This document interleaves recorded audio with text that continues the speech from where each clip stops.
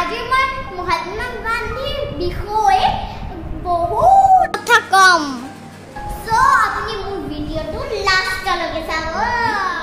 friends Mahatma Gandhi 1869 গুজৰাটত জন্ম হৈছিল তেওঁ মাৰ আছিল দিলীবাই দুইটা আছিল কৰমচাঁদ গান্ধী এই সময়ত গুজৰাটৰ মুখ্যমন্ত্ৰী আছিল ফ্ৰেণ্ডছ এটি ঝুমনি কথা কি জানে মহাত্মা গান্ধী সৰুতে বহুত ৰাজকীয় আছিল মানুহৰ আগত কথা ক'বলৈ লাজ কৰিছিল কিন্তু তেওঁ ডাঙৰ হৈ ইমান ধুনীয়া কথা কৈছিল পুৰা ইণ্ডিয়াৰ মানুহে তেওঁৰ কথা শুনি বহুত ভাল পাইছিল তেওঁ এজন শ্ৰেষ্ঠ বক্তা হৈ পৰিছিল সত্য আৰু অহিংসা মহাত্মা গান্ধীৰ মূল অস্ত্ৰ আছিল আৰু সেই অস্ত্ৰৰে তেওঁ ব্ৰিটিছক ভাৰতৰ পৰা খেতি পঠাবলৈ সক্ষম হৈছিল গান্ধীজীয়ে সদায় সঁচা কথা কৈছিল আৰু সত্যকো হিংসা নকৰিছিলে গান্ধী কৈছিল অহিংসা পৰমো ধৰ্ম গান্ধীজী পেছাত এজন উকিল আছিল 21 বছৰ তেওঁ দক্ষিণ আফ্ৰিকাত ওকালতি কৰিছিল কিন্তু ভাৰত ভূমি ৰক্ষা কৰিবলৈ সেই ওকালতি তেওঁ ত্যাগ কৰিছিল গান্ধীজীয়ে কি কৰিছিল জানে সদায় 18 কিলোমিটাৰ খোজ কাঢ়িছিল আৰু তেওঁ জীৱনত কেতিয়াও এৰোপ্লেনত উঠা নাছিল দুখীয়া মানুহক গান্ধীয়ে বহুত মৰম কৰিছিল দুখীয়া মানুহৰ দুখ দেখি গান্ধীৰ অন্তৰখনে গালি কৰিছিল এবাৰ মাধুৰাৰ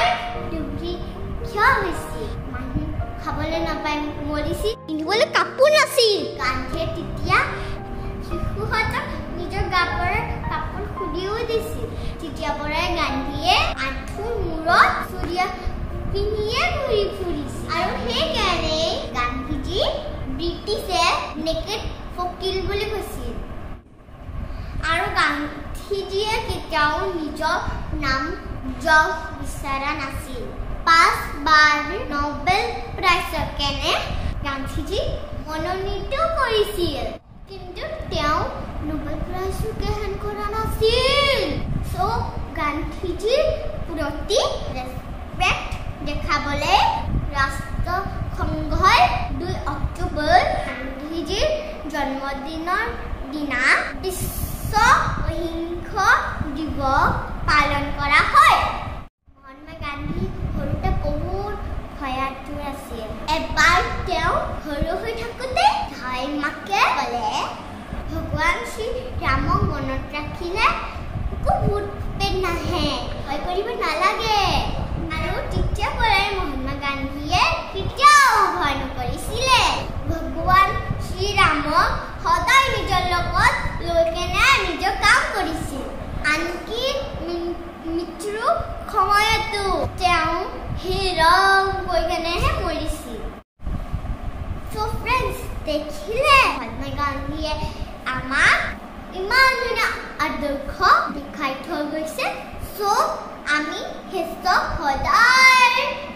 ফলো কৰিব লাগে সো আমি হতে মহাত্মা গান্ধীৰ আজি জন্মদিনত আহক আমি সব সকলে মিলি তেখেতৰ জ্ঞানবিলাক গ্ৰহণ কৰি আমি জীৱনত আগুৱাই যাম সত্য অহিংসা আৰু শান্তি এইবোৰে আমাৰ সকলোৱে জীৱনত সময় কৰি থাকিব এই জাতিৰ পিতা কোটি কোটি নমস্কাৰ